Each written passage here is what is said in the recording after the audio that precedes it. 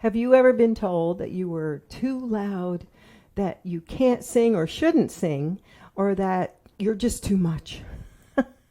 Maybe someone said they didn't like the sound of your voice. Maybe they even laughed at you or yelled at you.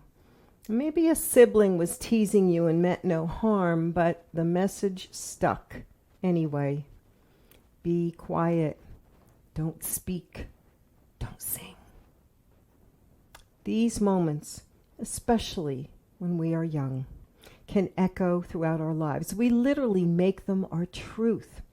They shape how freely we express ourselves, how we feel in our own skin, how safe it feels to be heard. And most of us have a story like this, spoken or unspoken. And if you're taking this course, I assume that you probably have your own story of some traumatic experiences surrounding your voice.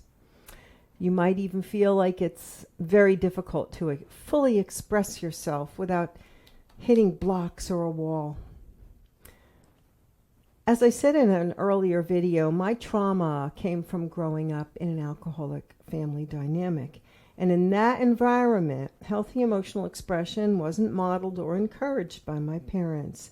Feelings were often met with anger or reprimand or verbal abuse or disapproval, which left me with a deep sense of silence that shaped my voice for years.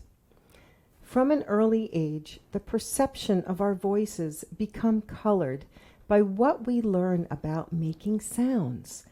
When kids are expressing themselves, right, with shouts and screaming and joy, whoops of joy, what do we often tell them? What were you told? Be quiet. And this may create unnecessary tension and fear of reprimand, which then become hardwired into our brain. It only makes sense, I think, that this could lead to constrictions or blocks that prevent us from creating these free and authentic sounds as adults. I used to tell my students that it's like putting icing over a pile of mud. Imagine trying to make a cake look good by covering up the mess with frosting. The mud would come through. It would be lumpy.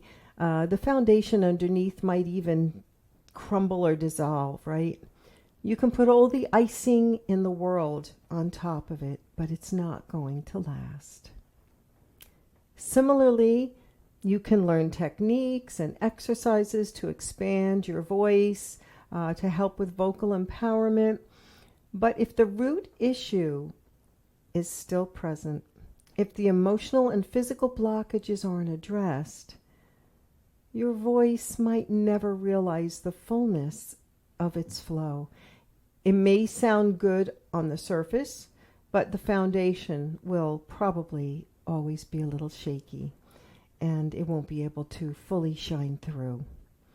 So that's why it's important to have the courage to do a deeper dive into the silencing, into the fear, so that your voice can start to know its full, true power. And something I really want you to know, your voice is not wrong, it's not broken. Sure, it may carry tension, it may be protecting itself, it may silence itself at certain times, but underneath all of that, there's a wise, magical voice just waiting to come home to you.